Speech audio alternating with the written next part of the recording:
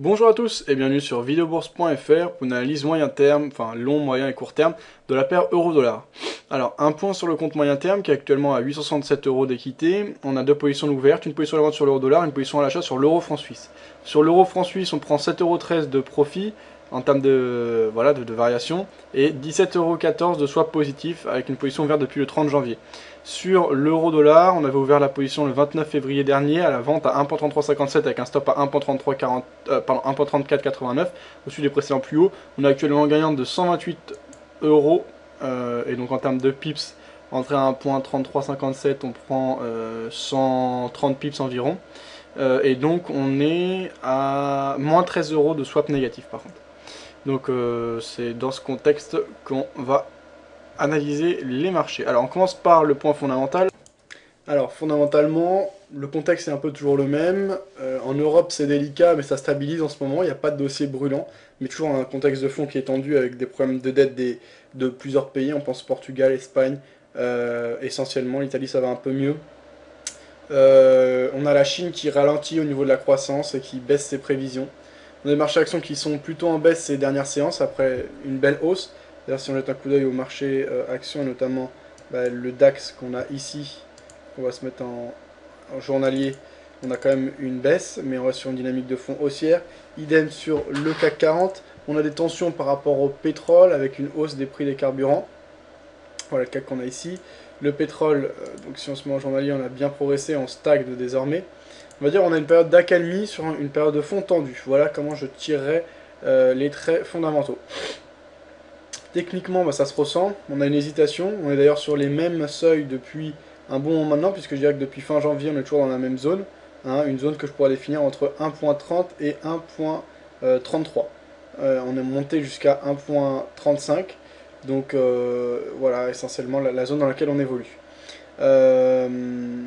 On est sur une dynamique de fond qui est baissière, ce qui suit ma prise de position à la baisse. On avait eu une phase de correction avec un drapeau haussier ici tracé en marron sur mon graphe. On était revenu proche de la zone de résistance oblique baissière, tracée par les deux résistances obliques baissières, donc la bleue et la noire. On avait des vendeurs qui avaient repris en main le marché. On avait cassé notre support oblique haussier. Les vendeurs avaient pris en main le marché. Les acheteurs étaient revenus pour marquer un pullback. On pouvait penser que les vendeurs allaient reprendre fermement et vivement en main le marché. Ça n'a pas été le cas. Et donc, désormais, on est sur une phase d'hésitation claire ces derniers jours, avec des ombres de part et d'autre qui se dessinent sans qu'aucun des deux camps n'arrive clairement à prendre en main le marché. Donc, on verra ce que ça donne. Pour le moment, on peut rester sur nos gardes.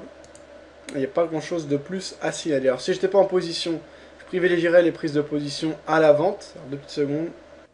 Voilà, pardon, donc dynamique baissière, zone d'hésitation. Si je devais choisir un biais, je serais plutôt baissier parce qu'on est proche d'une zone de résistance, la zone des 1.3291 qui a fait ses preuves, hein, qui avait marqué la ligne d'épaule de la tête épaule qu'on avait eu ici, là, sur le graphe précédemment. Donc on a cette zone de 1.3290, 1.33 qui est une zone de résistance importante et qui joue parfaitement son rôle, qui repousse tous les assauts haussiers pour le moment.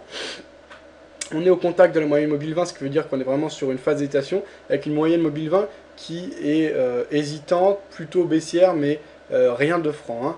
Donc dans ce contexte, je privilégierais les positions à la vente. Si je n'étais pas en position, je ne rentrerais pas tout de suite, j'attendrais une décision et une prise en main ferme du marché par l'un des deux camps, ce qui n'est pas le cas pour le moment. Moi, ma prise de position, elle s'est faite plus haut.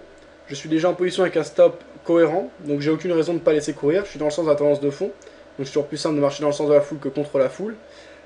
J'ai des zones de résistance juste au-dessus de moi, qui peuvent contrer un éventuel élan haussier, alors qu'en dessous de moi, si on doit accélérer, je vois pas de zone de support majeur avant les 1.30, ce qui serait déjà un profit significatif qu'on avait atteint il y a quelques jours, hein, mi-mars. Après, si on revient à casser cette zone, on peut accélérer fortement. Donc moi, j'ai pas de problème, je laisse courir ma position. J'ai un biais baissier, mais si je n'étais pas en position, je ne rentrerai pas tout de suite.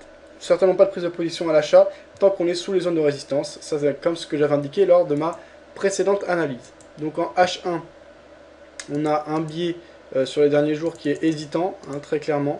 Donc on a aussi bien des phases de hausse suivies de phases de baisse. Donc on ne sait vraiment pas où on en est. Et le plus simple, c'est vraiment de tracer un autre range. Donc là, on aurait la zone de résistance. Ici, la zone de support. Voilà.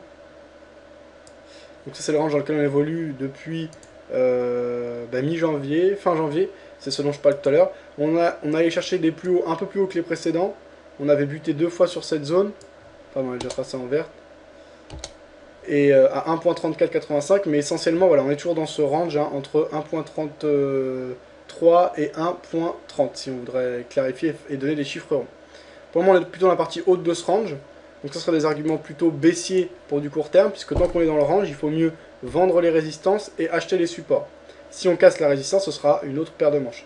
Mais au-dessus, on a quand même plusieurs résistances, donc d'une part la partie haute de ce range, mais également l'ancien support oblique haussier qui pourra jouer un rôle de résistance, et si on repasse sur le plus long terme, ensuite les résistances obliques baissières long terme que l'on observe depuis les plus hauts du 29 août 2011. Donc là encore, même constat, plus de potentiel à la baisse,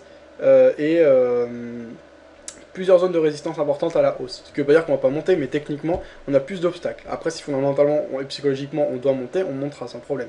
Ça va dépendre bien sûr de toutes les news qui tombent, des chiffres européens et US, des décisions et des discours des banques centrales et de leurs responsables, donc Mario Draghi, Draghi, je ne sais plus c'est quoi son prénom, je crois que c'est Mario, et Ben Bernanke.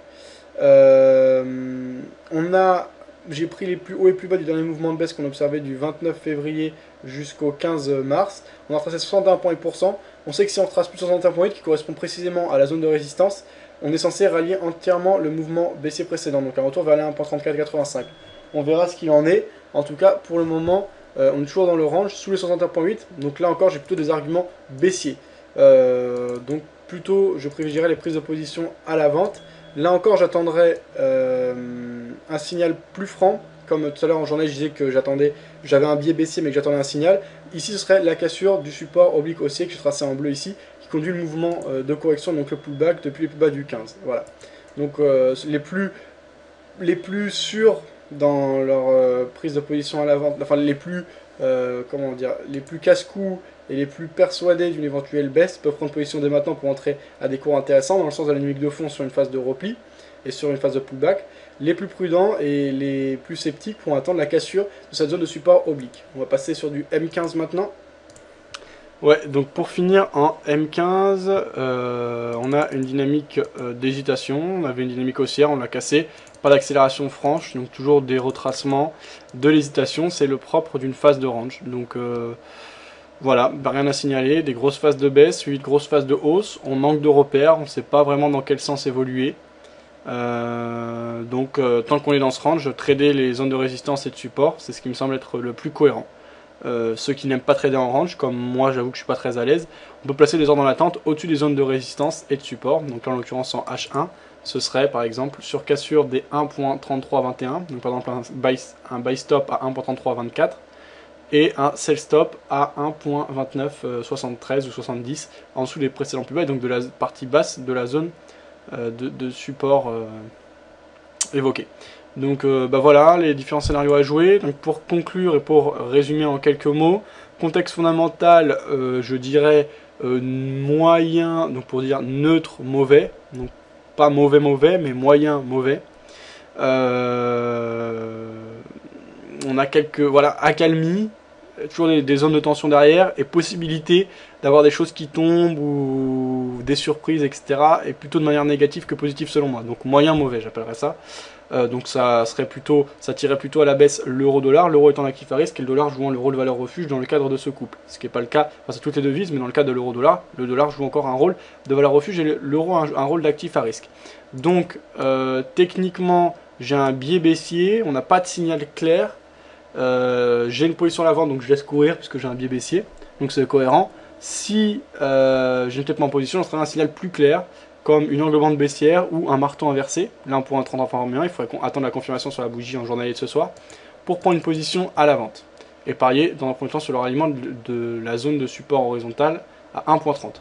Voilà, pour ceux qui s'intéressent à une prise de position à l'achat sur Eurodoll, pour des raisons fondamentales ou autres, attendre la cassure de plusieurs zones de résistance importantes, donc les 1.33, puis au-dessus l'ancien support, mais en fait ça correspond également à la zone de résistance oblique baissière.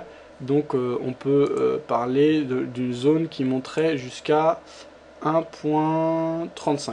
Donc je ne serais pas acheteur éventuellement avant 1.35. D'ici là, je serai déjà sorti de mon short. Mais même si je sors de mon short, je ne serai pas tout de suite acheteur, j'attendrai cassure de ces différentes zones de résistance. Bonne journée à tous, bon trade et à bientôt sur vilobourse.fr. N'hésitez pas à nous suivre sur Facebook, Twitter, etc. Et à nous rejoindre dans les émissions en direct pour du trading intraday chaque jour. Ciao de la semaine.